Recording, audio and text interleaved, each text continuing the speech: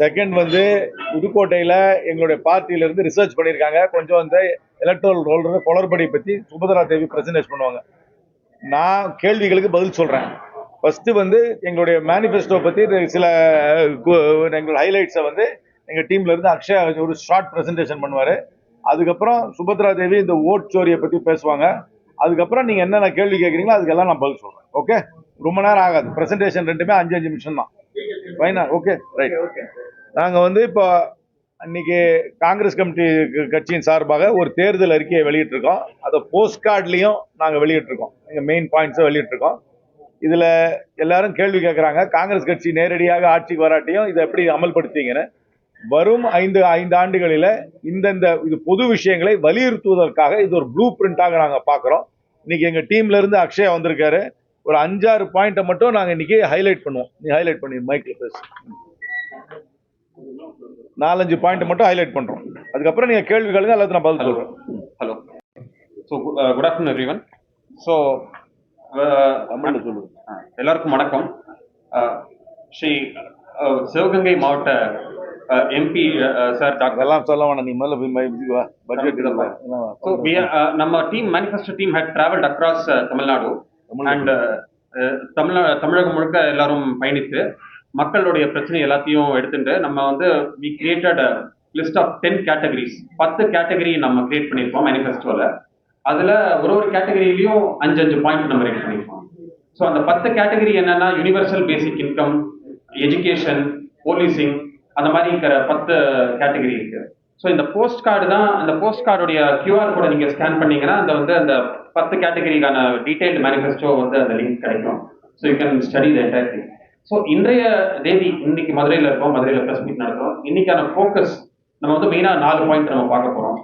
First point என்னன்னா, Tamil Nadu as a spiritual destination. Tamil Nadu வந்து பார்த்தீங்கன்னா எவ்வளவோ கோயில்கள் இருக்கு, சர்ச்சஸ் இருக்கு அண்ட் மாஸ்க்ஸ் இருக்கு. ஸோ ஆல் தீஸ் வந்து இதை, பட் அன்பார்ச்சுனேட்லி நமக்கு அதுக்கேற்ற டூரிசம் இல்லை, அதுக்கேற்ற ரெவென்யூ இல்லை. ஸோ அதை தான் நம்ம ஃபோக்கஸ் பண்ண போகிறோம். ஸோ நம்மளுடைய டார்கெட் என்னன்னா, by 2030 India's number 1 religious tourism ஹப்பா நம்ம கொண்டு வர போகிறோம். ஸோ அக்ராஸ் பார்த்தீங்கன்னா 1 crore டூரிஸ்ட் நம்ம அட்ராக்ட் பண்ணுறதா நம்மளுடைய target. And we want to generate around 50,000 crore plus revenue. So என்ன பண்ண போகிறோம் அப்படின்னு பார்த்தீங்கன்னா, நம்ம எல்லா major temples, pilgrimage sites, churches and mosque எல்லாத்துலேயும் infrastructure we are going to upgrade. Then all the festivals like Karthigai Deepam, Chithirai Pongal and கொடியேற்றம், சந்தனக்கூடு, இது எல்லாத்தையும் நம்ம நேஷனல் ஃபெஸ்டிவல்ஸாக நம்ம ப்ரொமோட் பண்ண போகிறோம். And online booking, guides, clean facilities like toilets and everything will be clean to attract international tourists. And on top of that, we are going to have temples, the local cuisines, nature trails, இதெல்லாம் combine பண்ணி we are going to give a great experience to all the tourists. So this is our first focus as of today. So ரெண்டாவது மெயினான point பார்த்தீங்கன்னா, இப்போ சமீபத்தில் வந்து we have this stray dogs problem or stray animals problem in Tamil Nadu. So our goal is to have a rabies free Tamil Nadu by 2030. So basically நீங்க பாத்தீங்கன்னா ஒரு சின்ன டேட்டா வந்து பெர் இயர் பாத்தீங்கன்னா 5 lakh டாக் பைட்ஸ் தமிழ்நாடு மட்டும். 5 lakh dog bites is been proven statistically. And 30 to 40 death because of rabies. So இது எல்லாமே preventable. So என்ன ப்ராப்ளம் அப்படின்னு பார்த்தீங்கன்னா, ஃபர்ஸ்ட் ஆஃப் ஆல் ஸ்ட்ரே டாக்ஸ்க்கு வேக்சினேஷன் ரொம்ப கம்மியாக போயிட்டு இருக்கு. ரெண்டாவது ஸ்ட்ரே டாக் ஸ்டெரிலைசேஷன் அதை விட ரொம்ப கம்மி, ஜஸ்ட் 25 to 30% தான் இருக்கு. And moreover there is disposal of food waste. இந்த மாதிரிலாம் இருக்கும் பொழுது, ஸோ இந்த problem is compounding day by day. So our solution என்ன பண்றோம்னா, we are going to have 100% stray dog vaccination by 2030 and at least 70% sterilization நம்ம வரப்போறோம். Then we are going to have animal management units across clusters. We are going to have a management. அதுக்கு தனியா budget propose பண்ண போறோம். And once we manage, and we are also going to ensure there's a good disposal of food waste, because they are all breeding on the food waste and developing. So our goal is nothing, no child or any person should die from a dog bite, and no family should lose income to a hospital visits due to this treatment. So third point enna pandromna, we are going to have a unified emergency response system. So ipo paathomna namakku vandu police ku vandu 100 irukku, then fire ku 101, ambulance ku 108, women's helpline 109 இந்த மாதிரி ஒரு ஒரு 10-15 helpline இருக்கு. இதனால என்னன்னா any emergency நம்ம பார்த்தோம்னா இது ரொம்ப இட்ஸ் வெரி டீடியஸ். இப்போ மக்களுக்கு ஞாபகமே இருக்காது. போலீஸ் மட்டும் தான் எனக்கு தெரிஞ்ச ஞாபகம், வேற எதுவுமே ஞாபகம் இல்லை. பட் இதே இது நீங்க அமெரிக்கா நீங்க பார்த்தோம்னா 911 அப்படிங்கிற ஒரே நம்பர் என்டர் பண்ணா எனி இஷ்யூ பாத்தீங்கன்னா it will be a centralized helpline. So that is going to be our main agenda. We are going to have 100, only one number, it's 100. And அந்த 100 கால் பண்ணா it will be connected to a world class helpline. We are going to develop a world class call center for grievance redressal and also have a TN100 mobile app.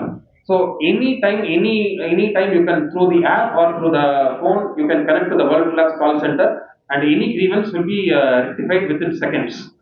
So that is the third point which we are going to highlight today.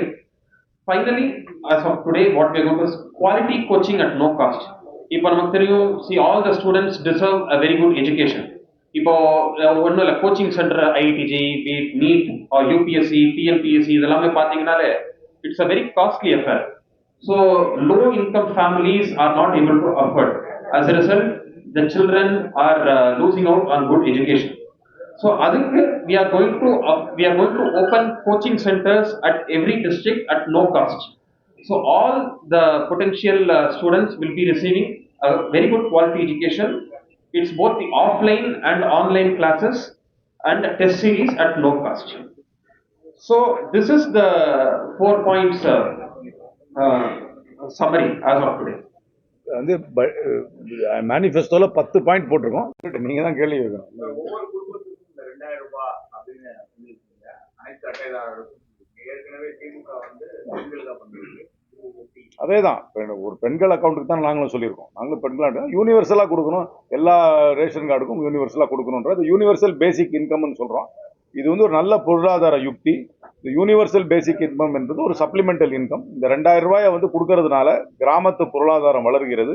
ஏனென்றால் பொருளாதார நிபுணர்களே சொல்லியிருக்கிறாங்க, இதை வந்து அங்கே கிராமத்தில் வந்து அவங்க சுற்று வட்டாரத்தில் தான் அதை செலவு பண்ணுறாங்க. அது சுற்று வட்டாரத்தில் செலவு பண்ணுறதுனால மினிமம் 2x, அதாவது 2 மடங்கு அது வந்து அங்கே பயன் இருக்கிறது. மினிமம் அதுக்கு மேலே ஒரு ஊரில் வந்து 10 வீடு இருக்குனாக்கா அந்த 10 வீடுக்கு 20,000 ரூபா வருதுன்னா அந்த பொருளாதாரத்துக்கு 40,000 ரூபா அங்கே சர்க்குலேஷன் வருது.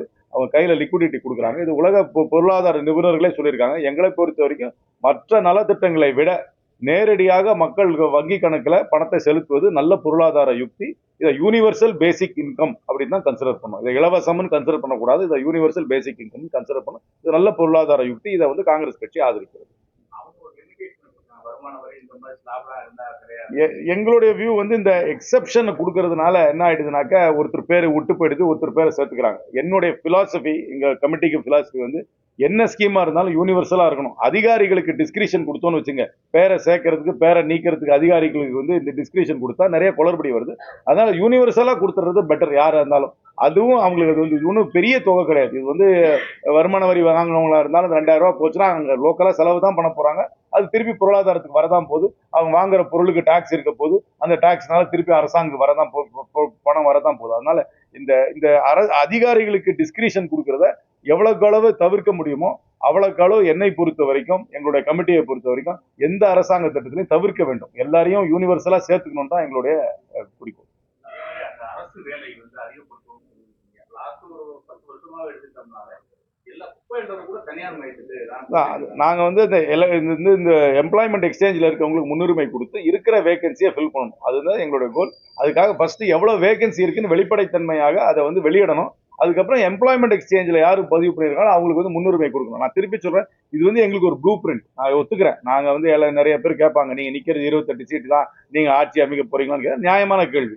ஆனா இது எங்களுக்கு ஒரு ப்ளூ பிரிண்ட். வருகின்ற 5 ஆண்டு காலம் இந்த விஷயங்கள் இதெல்லாம் பொது விஷயங்கள். இது வந்து ஒரு பார்ட்டிசான் பொலிட்டிக்கல் விஷயங்கள் கிடையாது. பொதுவான தமிழ்நாட்டுக்கு சம்பந்தப்பட்ட விஷயங்களை முன்னிறுத்துவதற்கு எங்களுக்கு இது ஒரு ப்ளூ பிரிண்டாக இருக்கும் என்று முழுமையாக நம்புகிறோம். எதுங்க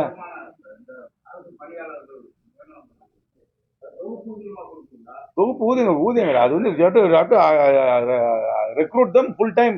கவர்மெண்ட் வேகன்சியை ஃபுல்லா ரெக்ரூட். கவர்மெண்ட்ல வேகன்சி இருக்கக்கூடாது. வேகன்சியை ஒரு வருஷத்துக்குள்ள நிரப்பணும். அதை வெளிப்படைத்தன்மையோட நிரப்பணும்.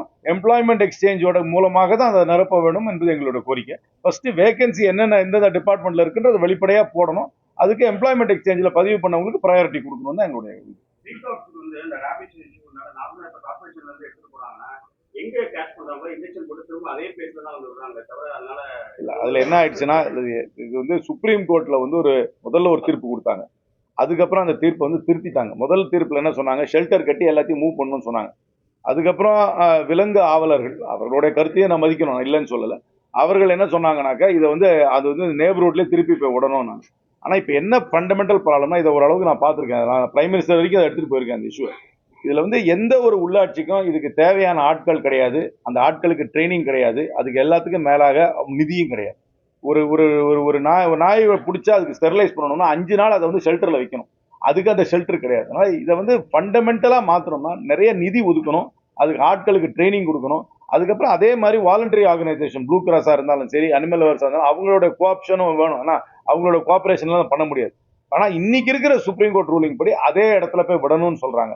அதனாலதான் அவங்க ஆனா டெசிக்னேட்டட் பேர்ஸ்ல தான் அதுக்கு சாப்பாடு பண்ணணும்னு சொல்றாங்க. அதை யாரும் பின்பற்றுறது இல்லை. இதுக்கு வந்து ஒரு செப்பரேட்டா ஒரு பட்ஜெட், ஒரு பெரிய அளவுல பட்ஜெட் கொடுத்தா தான். ஏன்னா இந்த நாய்க்கடின்றது நீங்க எல்லாருமே வந்து சாதாரண நினைச்சுக்கலாம். சாதாரண மக்கள் வந்து அவதிப்படுற பிரச்சனை இது. ஒரு மேட்டுக்குடியில இருக்கவங்களும் வாகனத்துல போறவங்களும் இதுல பாதிக்கப்படுறது இல்லை. பெடஸ்ட்ரியன்ஸும் சாதாரணமா தெரு நடந்து போறவங்க, டூ வீலர்ல போறவங்க தான் பாதிக்கிறாங்க. நீங்க ஒரு ஆர்த்தோபெடிக் வார்டுக்கு போனீங்கன்னா, எந்த ஆஸ்பத்திரியில போனாலும் அங்க டிராபிக் ஆக்சிடென்ட் கேஸ்ல கால் முறிஞ்சு கை முறிஞ்சு இருக்கவங்களை கேட்டீங்கன்னா அது வந்து நாய் குறுக்கால வந்து இல்ல மாடு குறுக்கால வந்து தான் ஆக்சிடென்ட் ஆச்சுன்னு சொல்லுவாங்க. அதனால இது வந்து ஒரு சீரியஸ் இந்தியா ப்ராப்ளம். இது தமிழ்நாட்டில் இதை வந்து ஆக்கப்பூர்வமா திருத்தணும்னா இதுக்கு பட்ஜெட் ஒதுக்கணும், அதுக்கு பர்சனல் வேணும், ட்ரைனிங் வேணும். அதுக்கப்புறம் இந்த ஷெல்டர் வந்து அட்லீஸ்ட் இந்த வேக்சினேஷன் பண்றதுக்காக ஷெல்டர் வேணும். 5 நாள் வச்சுட்டு அதை வெளியே விட முடியும். அதே இடத்துல திருப்பி விட்டாலும் இப்போ ஃபீடிங்கை வந்து ஒரு டெசிக்னேட் பிளேஸ்ல பண்ணும். Over period of time sterilization vaccination பண்ணாக்க அதோட பாப்புலேஷன் ஒரு நேச்சுரலா குறையும், ஒரே நாள்ல குறையாது. ஆனா இதை அப்படிதான் பண்ண முடியும். ஏன்னா இதை வந்து ஒரு ஒரு 2 விதமான கருத்து இருக்கு. விலங்குகள் மேல் ஆர்வம் உடையவர்கள், எனக்கும் நாய்க்குட்டினா ரொம்ப பிடிக்கும், இல்லைன்னு சொல்லல, தயவுசெய்து யாரும் திட்ட ஆரம்பிச்சிட வேண்டாம். அந்த விலங்குகள் ஆவலர்களுக்கும் இதையும் ஒரு பேலன்ஸ் பண்ணணும். இப்படித்தான் பண்ண முடியும். சார், இப்ப இந்த ஒவ்வொரு மாவட்டத்திலும் உயர்தரமான பயிற்சி மையம் மாணவர்கள் சொல்லியிருக்கீங்க. இப்ப அது வந்து நம்ம ஆட்சிக்கு வந்ததுக்கு அப்புறம் இல்லாம காங்கிரஸ் கட்சி சார்பே இல்ல, காங்கிரஸ் கட்சிகள் அந்த நிதியெல்லாம் கிடையாது. அதெல்லாம் உண்மையை சொல்லணும். காங்கிரஸ் கட்சி ஒன்றும் பெரிய ஒரு அவ்வளவு நிதி இல்லை. நாங்க இது வந்து இன்சிஸ்ட் பண்ணுவோம், இது எங்களுடைய அஜெண்டா. கவர்மெண்ட் ஃபார்ம் பண்ணாலும் நீங்க வந்து கோச்சிங் சென்டர்ஸ் டிஸ்ட்ரிக்ட் வைஸ் நீங்க பண்ணி இந்த என்ட்ரன்ஸ் எக்ஸாமுக்கு, அந்த சர்வீஸ் எக்ஸாம்ஸ்க்கு நீங்க வந்து கோச்சிங் கொடுக்கணும். அதுக்கு வேணா ஒரு ஃபில்டர் வச்சுக்கலாம். ஒரு ஸ்டாண்டர்ட் மார்க்ஸ் இருக்கிற பசங்க தான் அங்க வந்து வரணும். எல்லா பையனுக்கும் சேர்க்க முடியாது, பையன் பண்ணி சேர்க்க முடியாது. ஒரு ஒரு ஒரு சர்டன் மார்க்ஸ் வாங்குறவங்கள அரசாங்க பள்ளியிலயோ 10 பள்ளியில படிக்கிறவங்க வரலாம்னு பண்ணலாம். ஆனா அங்கங்க பண்ணும். எல்லாரையும் வந்து அந்த ஸ்டூடெண்ட் வந்து அந்த ஒரு டிஸ்ட்ரிக்டை விட்டு இன்னொரு டிஸ்ட்ரிக்ட்டுக்கு போய் படிக்கணும்ன்ற நிலைமை இல்லாம அவங்க வந்து அவங்க டிஸ்ட்ரிக்ட்லயே அவங்களுக்கு ஸ்பெஷலைஸ் கோச்சிங் கொடுக்கணும்ன்றதான் எங்களோட எண்ணம். இப்போ அந்த டயல் 100 நார்மலா வந்து கால் பண்ணோம்னாலே வந்து ஐவிஆர்ல தான் கால் பண்ணிட்டு லேண்ட் ஆகிறதுக்கே ஒரு 120 செகண்ட்ஸ் ஆகும்போது கஸ்டமர்ஸ் யாருமே வந்து அவங்க என்ன பேசுறாங்க தெரியாம கரெக்டா ஏஜென்ட்டை கம்யூனிகேட் பண்ண முடியாம டிஸ்கனெக்ட் ஆயிடுது. இது எந்த அளவுக்கு இல்ல, நாங்க என்ன நினைக்கிறோம்னா, இந்த மிஷினோட பேசக்கூடாது. Everybody wants to speak to a real person in real time. அதனால வேர்ல்ட் கிளாஸ் கால் சென்டர், ஒரு 5000 சீட்டரோ 10,000 சீட்டரோ அந்த மாதிரி ஒரு கால் சென்டரை கவர்மெண்ட் வந்து அமைக்கணும். ஒரே நம்பர் தான். Any emergency, any public grievance ஒரு நம்பர் தான். இந்த மல்டிபிள் நம்பர்ஸ் என்ன பொறுத்த வரைக்கும் ஒரு கன்ஃபியூஷன். யாருக்கு எந்த நம்பர் இருக்குன்னு தெரியல. 100 தான் ஞாபகம் இருக்கு. அவசரத்துக்கு 100, எந்த அவசரமா இருந்தாலும் சரி, அது வந்து ஒரு டொமஸ்டிக் வயலன்ஸா இருந்தாலும் சரி, ஒரு கிரிமினல் ஆக்டிவிட்டியை ரிப்போர்ட் பண்றதா இருந்தாலும் சரி, ஒரு சிவிக் ஒரு அம்யூனிட்டியோட ப்ராப்ளமா இருந்தாலும் ஒரு நம்பர், கரண்ட் கட் ஆனாலும் சரி, ஒரு நம்பர். ஒரு டிபார்ட்மெண்ட்டுக்கு தனித்தனியா நம்பர் வைக்கிறதே கூடாது. ஒரே ஒரு பப்ளிக் கிரீவன்ஸ் நம்பர், ஒரே ஒரு எமர்ஜென்சி நம்பர் தான் இருக்கணும். அது வந்து 100ன்னு இருக்கணும். ஒரு வேர்ல்ட் கிளாஸ் கால் சென்டர் இருக்கணும். அந்த கால் சென்டர்ல இருந்து அவங்க வந்து வேணா அதை வந்து இன்னொருத்தருக்கு போர்ட் பண்ணலாமோ இல்லையா. கஸ்டமர் ஒரு ஒரு ஒரு சிட்டிசன் கூப்பிட்டாங்கன்னா ஒரு நம்பர், அதை வந்து ஒரு ரியல் பர்சன் பிக்கப் பண்ணுமே தவிர டயல் 1 ஃபார் 2 இந்த தமிழ், 2 ஃபார் இங்கிலீஷ் அப்படிலாம் போகக்கூடாது. ரியல் பர்சன் பேசணும். எமர்ஜென்சியில் பேசும்போது யாராவது கூப்பிட்டாங்கன்னா ஒருத்தரோட பேசினா தான் அவங்க காம் ஆவாங்க. ஒரு மிஷினோட பேசுறது யாருக்கும் பிடிக்காது. எங்களுடைய கோல் வந்து ஒரு பெரிய தமிழ்நாட்டுக்கு ஒன்றும் ஒரு 10,000 பேரை வச்சு ஒரு கால் சென்டர் ஆரம்பிக்கிறது ஒன்றும் பெரிய விஷயமே கிடையாது. ஈஸியாக ஆரம்பிக்கலாம் தமிழ்நாடு.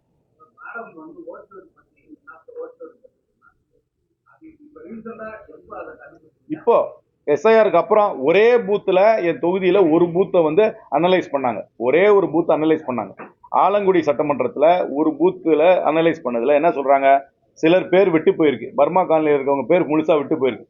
சிலர் இருக்கிறாங்க, ஆனா டோர் நம்பர் எபிக் நம்பர் வேறையா இருக்கு.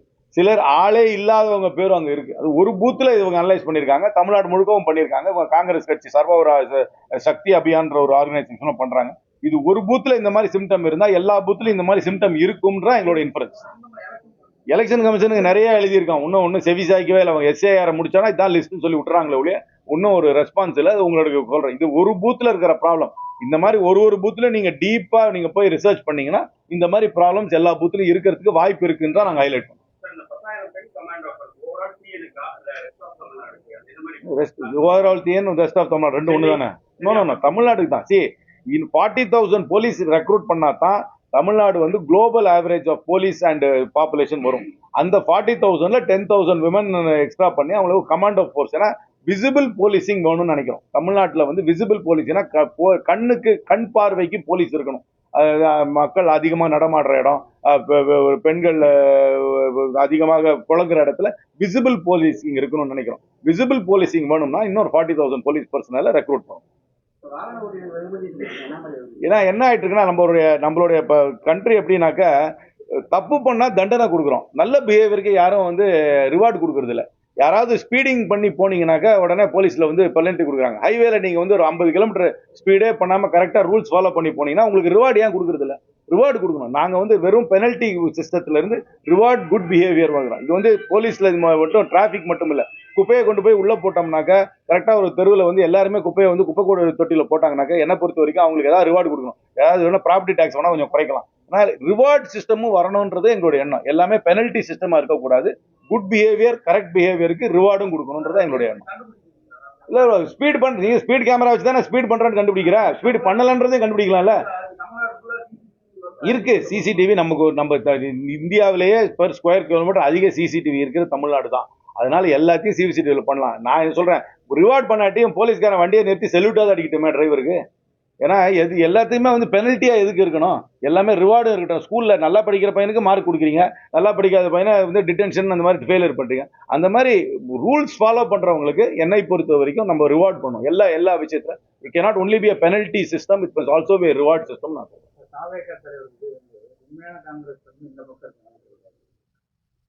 எல்லாருக்கும் கற்பனை நிறைய இருக்கு, ஆசைகள் நிறைய இருக்கலாம். ரியாலிட்டி என்னன்னு எனக்கு தெரியும். தேர்தல்னு வந்தா கூட்டணின்னு வந்தா கட்சிப்படிதான் கூட்டணிப்படிதான் எல்லாம் நடக்கும். அதுல ஒன்றும் பிரச்சனை கிடையாது. அவரோட அப்படி பார்த்தா நானும் சொல்றேன், விஜய் ரசிகர்கள் எனக்கு தான் வாக்களிக்க போறாங்க நான் சொல்றேன். 26 எலெக்ஷன் ஒரு டிஃப்ரெண்டான எலெக்ஷன்றதை முழுமையாக நான் ஏற்றுக்கிறேன். இது வந்து ஒரு சில பெரும்பாலான இடத்துல 3 மணி போட்டி, சில இடத்துல காரைக்குடியில் மட்டும் 4 மணி போட்டி. அதனால ஒரு இடத்துலையும் அந்த 3வது வேட்பாளர் வந்து அவருடைய பலத்தை பொறுத்து யாரை பாதிக்கிறார் என்று பார்க்க வேண்டிய நிலைக்கு இந்த தேர்தல் வந்திருக்கு. யூனிஃபார்மா என்னால சொல்ல முடியாது. சில இடத்துல 3வது வேட்பாளர் வந்து கொஞ்சம் பலமா இருந்தாருன்னா அவருடைய பாதிப்பு நம்பர் 1 நம்பர் 2 சொல்ல தெரியல, தொகுதி தான் சொல்ல முடியுது. அதான் அந்த வேட்பாளர் யாருடைய வாக்குகளை பெறுகிறார் என்று பார்க்கணும். ஏன்னா எக்ஸ் நம்பர் ஆஃப் ஓட்ஸ் தான் இருக்கு, ஃபைனைட் நம்பர் ஆஃப் ஓட்ஸ் தான் இருக்கு. யாரை வந்தாலும் இருக்கிற ஓட்டை தான் பிரிக்கணும். போன தடவை இல்லாத ஒரு அரசியல் கட்சி இப்ப வந்திருக்கு. அந்த கட்சி கண்டிப்பாக வாக்கு வாங்கும். ஆனா வாக்கே சீட்டா மாறுமான்னு எனக்கு சொல்ல தெரியாது. அந்த வாக்கு யாருடைய வாக்கை தொகுதிக்கு தொகுதி மாறுது. அது வேட்பாளரை பொறுத்து. சில இடத்துல வேட்பாளர் கொஞ்சம் நல்ல சுறுசுறுப்பா செயல்படுகின்ற வேட்பாளர் கொஞ்சம் அதிகமா ஓட்டு வாங்குறாரு, சுறுசுறுப்பு இல்லாத வேட்பாளர் அப்படியே கொஞ்சம் படுக்குது. அதனால ஒவ்வொரு தொகுதியும் கொஞ்சம் மாறுபட்டு தான் இருக்கும். மோடி வந்து 3 முறை தமிழகத்துக்கு வந்துட்டு ராகுல் காந்தி இன்னும் வராம இருக்காரு. இன்னும் டிஎம்கே காங்கிரஸ் கூட்டணி எங்க கூட்டணி நல்லா இருக்கு, கிரவுண்ட்ல ஒர்க் ஆகுது. இது வந்து 2004 உருவாக்கப்பட்ட கூட்டணி. சோனியா காந்தி அவர்களும் கலைஞர் கருணாநிதி அவர்களும் உருவாக்கப்பட்ட கூட்டணி. 2014 தவிர அத்தனை தேர்தலையும் சந்தித்திருக்கிறோம். ஒன்னா பெரும்பாலான தேர்தலில் வெற்றி பெற்றிருக்கிறோம். இந்த தேர்தலையும் என்னை பொறுத்த வரைக்கும் ஆட்சி அமைக்கும் அளவுக்கு கண்டிப்பாக வெற்றி பெறுவோம். அது அகில இந்திய காங்கிரஸ்ல இருந்து யார் தேர்தல் பிரச்சாரத்துக்கு வருவாங்கன்றதுல அவங்க முடிவு பண்ணுவாங்க. ஆனா கிரவுண்ட் கோஆர்டினேஷன்ன்றது, தேர்தல் பிரச்சாரம் என்றது ஸ்மூதா எல்லா தொகுதியிலையும் போகுது. நான் பாக்குற தொகுதியில எல்லாமே ஸ்மூதா தான் இருக்கு. அவருடைய டிசிஷன். எதிர்கட்சி தலைவர் அவர் வந்து அவருடைய டிராவல் ஷெட்யூல நான் பண்றது இல்லை, அவங்க முடிவு எடுப்பாங்க. ஆனா என்னை பொறுத்தவரை கூட்டணி நல்லா இருக்கு, கோஆர்டினேஷன் நல்லா இருக்கு. அப்புறம் இந்த வாரம் வர 3 நாள் பார்லிமெண்ட் வர வச்சுட்டாங்க, அதையும் பார்க்கணும்ல.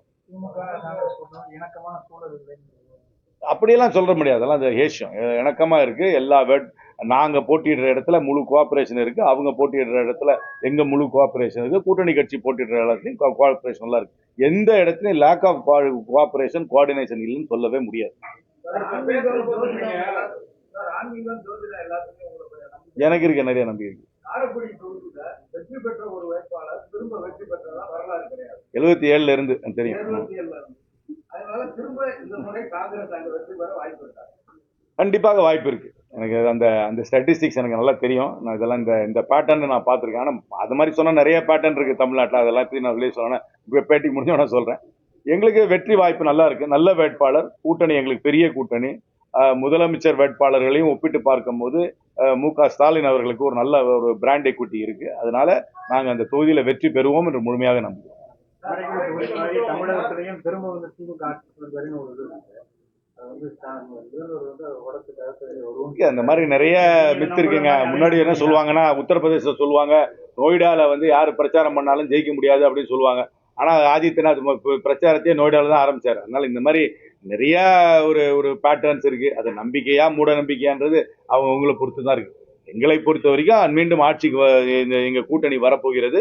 காரைக்குடியில எங்க காங்கிரஸ் கட்சி சார்பாக போட்டியிடும் மாங்குடி வெல்வார் என்று முழுமையாக நம்புகிறேன். 77ல காரைக்குடியில 4 முறை காளியப்பன் வென்றாங்க. அந்த வந்து புது வரவு வந்து புரட்சித் தலைவர் இருந்தார்.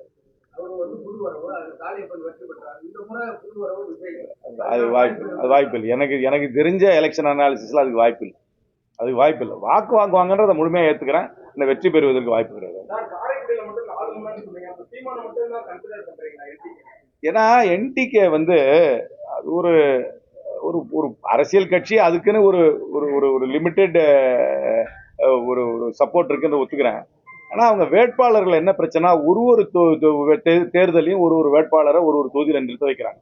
கடந்த தேர்தலில் அந்த தொகுதியில் நின்ன வேட்பாளர் எங்க இருக்காருன்னே தெரியல. எனக்கு எதிர்த்து எழில் அரசின்னு ஒரு அம்மையார் நின்னாங்க.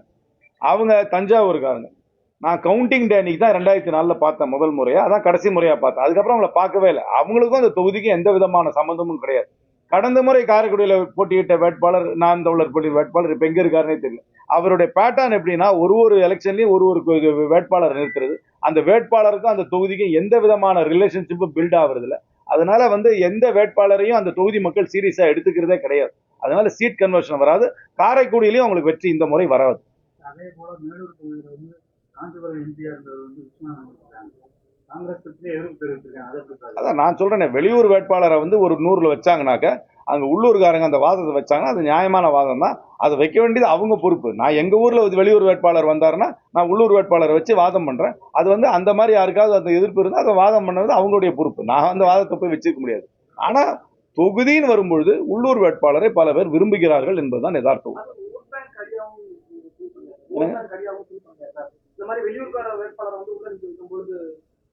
என்னுடைய பிலாசபி கான்ஸ்டியூன்சியோட சம்பந்தப்பட்டவர்கள் நின்னா பெட்டர் நான் நினைக்கிறேன். அதான் என்னோட வியூ அதுதான். ஆனா கட்சி ஒரு கட்சி ஒரு முடிவு எடுக்கிறாங்க. அந்தந்த தொகுதியில மற்ற கட்சிகள் வந்து உள்ளூர் வேட்பாளரை வைத்திருந்தால் அவர்கள் தான் வெளியூர் வேட்பாளருக்கு எதிர்த்து வாதம் வைக்க வேண்டும். நான் காரைக்குடியில வைக்கிறேன் அந்த வாதத்தை. அவ்வளவுதான். நான் போடுறதே இல்லையே. நான் என்னையுமே எனக்கு நம்பிக்கை இல்லாத ஒரு விஷயம் கூட இதுல நான் எழுத மாட்டேன். எதுல நானும் பூர்ண மதுவிலக்கு எழுதலையே. பூர்ண மதுவிலக்குன்றது நடைமுறைக்கு சாத்தியமாகாது. ஏன்னா எந்த ஊர்லயும் பூர்ண மதுவிலக்கு வெற்றி அடைஞ்சது கிடையாது. நீங்க பூர்ண மதுவிலக்குன்னு அறிவிச்சோம்னா அது என்ன ஆயிடும்னாக்க அதுக்கப்புறம் மாஃபியா வந்துடும், பிளாக் மார்க்கெட் வந்துடும், கள்ளச்சாராயம் வந்துடும். அதுதான் கூட வரும். இதை கண்ட்ரோல் பண்றோம். இதை வீச்சை வேணா குறைக்கணும்ன்றதை நான் ஏத்துக்கிறேன். பூர்ண மதுவிலக்கு எந்த நாட்டிலையும் வெற்றி பெற்றது கிடையாது. இஸ்லாமிய நாடுகளில் கூட பூர்ண மதுவிலக்கு வெற்றி பெற்றது கிடையாது. குஜராத் வந்து பூர்ண மதுவிலக்குன்னு பேர்ல தான் இருக்கு. ஆனா மேக்சிமம் அங்க வந்து நீங்க வந்து உள்ள இறக்குமதி ஆகுதுன்னா போர்பந்தர், காந்தி பிறந்த ஊர்ல தான் அதிகமாகவே இறக்குமதி ஆகுது. இந்த மல்டிலிங்குவல் கைட்ஸ் அப்படின்னு சொல்லிருக்கீங்க. இப்போ நம்ம சிவகங்கையில அந்த கீழடி எடுத்துக்கிட்டோம்னா எங்க இருந்தெல்லாம் வர்றாங்கன்னா தமிழ் ஓரியன்டா தான் அவங்களுக்கு தெரியும். மல்டிலிங்குவல் கைட் ரொம்ப முக்கியம். ஆனா டூரிசம் வந்து நம்ம வந்து ரொம்ப அண்டர் எஸ்டிமேட் பண்றோம். இந்தியாவில் மொத்தம் வந்து 1 கோடி டூரிஸ்ட் தான் வெளிநாட்டுல இருந்து வராங்க. ஆனா ஸ்ரீலங்காவுக்கு மட்டுமே 25 லட்சம் டூரிஸ்ட் போறாங்க. ஸ்ரீலங்கான்றது இத்தினூண்டு நாடு, தமிழ்நாட்டோட சின்னது. அதனால தான் தமிழ்நாட்டில் வந்து ஒரு ஒரு ஸ்பிரிச்சுவல் டூரிசம், அதாவது ஆன்மீக சுற்றுலா மையமாக மாற்றுறதுக்கு தமிழ்நாட்டுக்கு பெரிய ஆப்பர்ச்சுனிட்டி இருக்கு. நம்மளை விட பர் ஸ்கொயர் கிலோமீட்டர் கோயில்கள் உலகத்திலே எங்கேயும் அதிகம் கிடையாது. கோயில்கள் மட்டும் இல்லை, நமக்கு மசூதியும் இருக்கு, சர்ச்சும் இருக்கு. இதை சுற்றி இன்ஃப்ராஸ்ட்ரக்சரை டெவலப் பண்ணி டூரிசம், ஸ்பிரிச்சுவல் டூரிசம் ஹப்பாக என்னை பொறுத்த வரைக்கும் தமிழ்நாட்டை வேர்ல்டுலேயே நம்பர் 1 ஆக்குறதுக்கு நமக்கு ஒரு பெரிய வாய்ப்பு. அதை பண்ணணும்ன்றது என்னுடைய விருப்பம். அந்த கீழடி பத்தின ஆர்டிகல் புக்கா இருக்கிற காரணத்துல நிறைய நேரம் போனோம்னா தமிழ் வெர்ஷன் இருக்க மாட்டேங்குது. பட் அதர் லாங்குவேஜோட வெர்ஷன் தான் இருக்கு. அதர் டிஸ்ட்ரிக்ட்ல இருந்து வர்றவங்க வந்து அதை பர்ச்சேஸ் பண்ண முடியாத இல்ல, தமிழ்ல இருக்க, தமிழ் இல்லையா, வெர்ஷன் ஸ்டாக்ஸ் இருக்க மாட்டேங்குது. அதுக்கு கேட்கணும் என்னன்னு. அதை நான் பார்க்க சொல்றேன், நான் பார்க்க. ஒரு சில கேள்வி, அதாவது வந்து இந்த இலவச உதவித்தொகை 2000 1000 கொடுக்கறது ஒரு பக்கம் இருந்தாலும் பொருளாதாரம் உயரும். அதே நேரத்தில் காமராஜர் பில்ல வந்து கட்டப்பட்ட அணைகள், தடுப்பணைகள், தொழிற்சாலைகள், அது போன்ற ஒரு தொலைநோக்கு திட்டங்கள் வந்து எந்த கட்சியுமே கொடுக்கறது இல்லை. அது நம்பிக்கை இருக்காது. இல்ல, அது வந்து இண்டஸ்ட்ரி. என்னோட பிலாசபி தான் இதுல வந்து ஒரு பெரிய ப்ளூ பிரிண்டா காங்கிரஸ் கட்சி சார்பாக கமிட்டி பேரை போட்டிருக்கோம். நாங்க என்ன சொல்றோம்னா, சர்வீஸ் ஓரியன்ட் எக்கானமி தான் இன்னும் நிறைய தமிழ்நாட்டுக்கு போகும். தமிழ்நாடு வந்து அந்த நோக்கி போகணும். டூரிசம் பொட்டன்ஷியல், கோஸ்டல் டெவலப்மெண்ட், இதெல்லாம் வந்து நிறைய பண்ண வேண்டியது. நம்மளுக்கு வந்து இருக்கிற கோஸ்டல் லைன்ல இருக்கிற நம்ம மீன் வளத்தை நம்ம வந்து முழுமையாக பயன்படுத்தி கொள்வது கிடையாது. நம்மளோட டூரிசம் பொட்டன்ஷியல் 50,000 கோடி ரூபா வரும், தமிழ்நாட்டுக்கு வருமானம் வரதுக்கு வாய்ப்பு இருக்கு.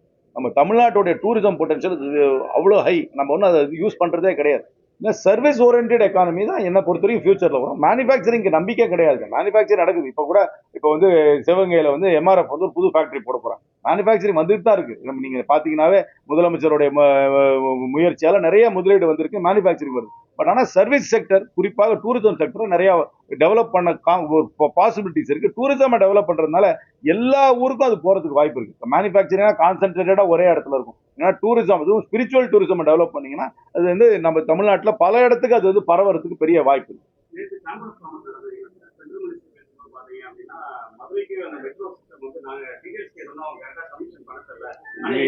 எனக்கு இது என்னோட வியூ, கட்சியோட வியூ கிடையாது. எனக்கு ஒரு வியூ இருக்கு. இதுக்காக நாளைக்கே ஹெட்லைன் போட்டு எல்லாம் பண்ணிடாதீங்க. என்னுடைய வியூ, என்னுடைய பர்சனல் வியூ வந்து கொஞ்சம் வேறுபட்ட வியூ. மெட்ரோ வந்து முதல்ல ஒரு பெரிய சிட்டிக்கு தான் அது வந்து வயபிள்ன்றது நினைக்கிறேன். மற்ற ஊருக்குலாம் மற்ற டிரான்ஸ்போர்ட் சிஸ்டம் பெட்டர் நினைக்கிறேன். ஆனால் அந்த கான்ட்ரவர்சிகள் நான் போல, மற்றவங்களுக்கெல்லாம் மெட்ரோ வேணும்னு கோயம்புத்தூர், திருச்சி, மதுரையில எல்லாம் விரும்புறாங்க. ஆனால் நீங்கள் ஹிஸ்ட்ரி ஆஃப் மெட்ரோ நீங்கள் இந்தியாவில் எடுத்து பார்த்தீங்கன்னா, ஸ்மாலர் டவுன்ஸில் மெட்ரோ, ஸ்மாலர் சிட்டிஸில் மெட்ரோ வந்து சக்ஸஸ்ஃபுல் ஆகுது. ஆக்ரா, லக்னோ, போபால், இந்தோர் எங்கேயுமே சக்ஸஸ் ஆகுது. பெரிய சிட்டியில் தான் சக்ஸஸ் ஆகுது. அது என்னோட வியூ. அந்த அந்த அதை தொடர்ந்து ஆனால் நிறைய பேர் இங்கே வந்து மாற்று கருத்து சொல்லுவாங்க. அதனால அந்த கான்ட்ரவர்சி எனக்கு மதுரைக்கு வேண்டாம் நான் சொல்லிட்டேன். மதுரைக்கு நிறைய வேணும்னு நான் விரும்புகிறேன். நான் அது வந்து ஒரு அபத்தமான வாதம். நாங்க ஜெயிச்சா தான் இது வரும், இல்லாட்டி நான் சென்ட்ரல் ஃபண்ட்ஸ் கொடுக்க மாட்டேன்னு சொல்றது அபத்தமான வாதம். அவங்க வேட்பாளர் ஜெயிக்காட்டி எனக்கு தமிழ்நாட்டுக்கு ஃபண்ட்ஸே கொடுக்க மாட்டாங்களா? இது ஒரு அபத்தமான வாதம். ஏதோ பியூஷ் கோயல் சொல்லணுன்றதுக்காக சொல்லிட்டு போறாரு. பரவாயில்ல. என்டிஏ கூட்டணியில வந்து இப்போ அதர் ஸ்டேட் சிஎம் எல்லாத்தையும் உள்ள கவுன்சில் பண்றாங்க. அந்த மாதிரி உங்க காங்கிரஸ் வந்தாங்களே, இந்த தேர்தல் அறிக்கையே வெளியிட்டதே டிகே சிவகுமார் தானே வந்தாரு. சரி, என்ன செய்ய, நான் ஒன்று சொல்றேன், தப்பா நினைச்சுக்காதீங்க. வெளியூர்காரங்க வந்து இங்க வந்து பிரச்சாரம் பண்ணி எல்லாம் ஒரு மாற்றமும் வராது. தமிழ் பேசுறவங்க பிரச்சாரம் பண்ணி தான் தமிழ்நாட்டுக்கு எடுக்கும். நான் தமிழ் ஸ்பீக்கர்ஸ் யார் வந்தாலும் அது வந்து ஒரு போட்டோ ஆப்பர்ச்சுனிட்டியை தான் நான் பார்க்குறேன். என்னுடைய ஃபீலிங்.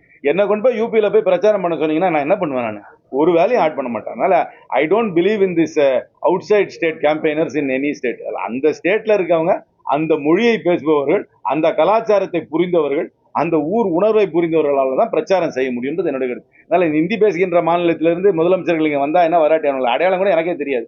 போட்டோவில் காமிச்சா தான் நான் ஃபெயில் ஆயிடுவேன் முப்பது டெஸ்ட். அது நேஷனல் பார்ட்டினா பிஜேபி, காங்கிரஸ் இருக்கு சார். பிஜேபி தமிழ்நாட்டுல தனிச்சு நிக்க ட்ரை பண்றாங்க. கடந்த முறை நாடாளுமன்ற என்ன தரிச்சு நின்னாங்க? எங்க தரிச்சு நின்னாங்க? தனியாலாம் நிக்கவே இல்லை. போன தேர்தலில் அவங்க தனியா நிக்கவே இல்லை. அவங்க பெரிய கூட்டணி வச்சிருந்தாங்க. அவங்க வந்து பல சமுதாய அமைப்புகளோட கூட்டணி வச்சு தான் நின்னாங்க. அதை நான் ஒத்துக்கல. 11% ஓட்டை நான் ஒத்துக்குவேன். பிஜேபியோட பியூர் 11% ஓட்டு கிடையாது. அவங்க கடந்த பாராளுமன்ற தேர்தலில் சிவகங்கை தொகுதியில அவங்க சின்னத்துல நின்ன வேட்பாளர் பிஜேபி உறுப்பினர் கிடையாது. அவர் ஒரு சமுதாய சங்கத்தை சார்ந்தவர் தான் நின்னார். அதனால அதோட பிஜேபியோட வாக்குகளை நான் ஏத்துக்கவே மாட்டேன். தமிழ்நாட்டில் நான் திருப்பி சொல்றேன், தனியா நின்ன ஒரே கட்சி நாம் தமிழர் மட்டும்தான். வேற எந்த கட்சியும் தனியா நின்னதே கிடையாது. இந்த முறை டிவிக்கே தனியா நிக்கிறாங்க. அதை தவிர வேற யாருடைய வாக்கு வங்கியும் எந்த தேர்தலையும் நிர்ணயம் பண்ண முடியாது. பிஜேபி தனியா நின்னதே கிடையாது இந்த தேர்தல். அதனால பிஜேபிக்கு 11% வாக்குன்றதை நான் ஏத்துக்கவே மாட்டேன். இல்லை சினிமாவுக்கு நல்ல மோகம் இருக்குது தமிழ்நாட்டில் நினைக்கிறேன். அது 4ஆம் தேதிக்கு அப்புறம் அந்த 4ஆம் தேதி என்ன அப்புறம் தான் எனக்கு தெரியும். சினிமா மோகம் டெஃபினட்டாக இருக்குது, சினிமாவுக்கு இருக்குது. நானும் கலர் சட்டை போட்டு பார்க்குறேன், யாரும் படம் எடுக்க மாட்டேங்கிறாங்க. வெள்ளை சட்டை போட்டால் அரசியல்வாதி ஆயிடலாம்னு நினைக்கிறவங்க, நான் கலர் சட்டை போட்டால் ஏன் நடிகர் ஆக முடியாது? இன்னைக்கு தெரியல, புது வருஷம் வந்தப்புறம் பஞ்சாங்கத்தை பார்த்து தான் சொல்லணும். நாளைக்கு தான் பஞ்சாங்கத்தை படிக்கலான் இருக்கேன் காலையில். இல்லை நாளைக்கு தானே பஞ்சாங்கத்தை பூஜை பண்ணி தான் பஞ்சாங்கம் படிக்கிறேன்னு இருக்கு. நாளைக்கு காலையில் தான் பார்த்து படிக்கணும். 8:42 புது வருஷமா? எனக்கு புது வருஷம் நாளைக்கு தான். அதை வேணா எனக்கு ஆனந்தமா சொல்லிக்கிறேன். எனக்கு புது வருஷம் நாளைக்கு தான். அந்த பஞ்சாங்கத்தை பார்த்து தான் சொல்லணும். புது எல்லாமே நம்பிக்கை தான். எனக்கு தெரியாது. எனக்கு நியமன பதவி தானே. ரைட், வேற ஏதாவது இருக்கா? அது எப்படி நீங்க இல்லைன்னு சொல்றீங்க? இது உங்களுக்கு புரிதல் இல்லாம கேள்வி கேட்கறீங்க. எங்களோட வேட்பாளர் பட்டியல பாத்துறீங்களா? இந்த 28 பேர் வேட்பாளர் பத்திரிப்பாங்க. சிங்காநல்லூர்ல இளைஞர் காங்கிரஸ் சார்பா நிக்கிறாங்க, கவுண்டம்பாளையத்துல இளைஞர் காங்கிரஸ் சார்பா நிக்கிறாங்க, மயிலாடுதுறையில இளைஞர் காங்கிரஸ் சார்பா நிக்கிறாங்க, அதுக்கப்புறம் துறையூர்ல இளைஞர் காங்கிரஸ் சார்பா நிக்கிறாங்க. எப்படி இளைஞர்களுக்கு வாய்ப்பு கொடுக்கலன்னு சொல்றீங்க? அப்புறம் படம் தான் எடுக்கணும் போல இருக்கு. தமிழ்நாட்டில் இளைஞர்கள் கொண்டு வரணும்னா நான் என்ன பண்றது? படம் எடுக்கணும், இல்ல படம் ரிலீஸ் ஆகாம அதாவது ஆன்லைன்ல ரிலீஸ் ஆகணும் போல இருக்கு. நான் என்ன பண்றது? இளைஞர் எங்க இளைஞர் இல்லைன்றீங்க? எங்க கட்சியில அத்தனை இளைஞர் வாய்ப்பு கொடுத்துருக்கோம். இப்போ தேர்தல் நிக்கிறாங்களே, இது ஒரு அன்ஃபேர் கிரிட்டிசிசம். எல்லா கட்சியிலயும் இருக்கிற மாதிரி எங்க கட்சியிலயும் ட்ரெடிஷ்னல் பார்ட்டிஸ்க்கு நிறைய பேர் வந்து சேர்றது இல்லை. நான் ட்ரெடிஷ்னல் பார்ட்டிஸ்க்கு இப்போ வராங்க. அந்த யூஷுவல் ஸ்ட்ரக்சர்ஸ் எல்லாம் பிரேக் ஆகுதுன்றதை நான் முழுமையாக ஏற்றுக்கிறேன். இது வந்து ஒரு இந்த தேர்தல்ல இருந்து எனக்கு நிறைய பாடம் இருக்கு. மற்றவங்க கத்துக்கிறாங்களா இல்லையோ, நான் நிறைய பாடம் கத்துக்கிட்டேன் இந்த தேர்தல்.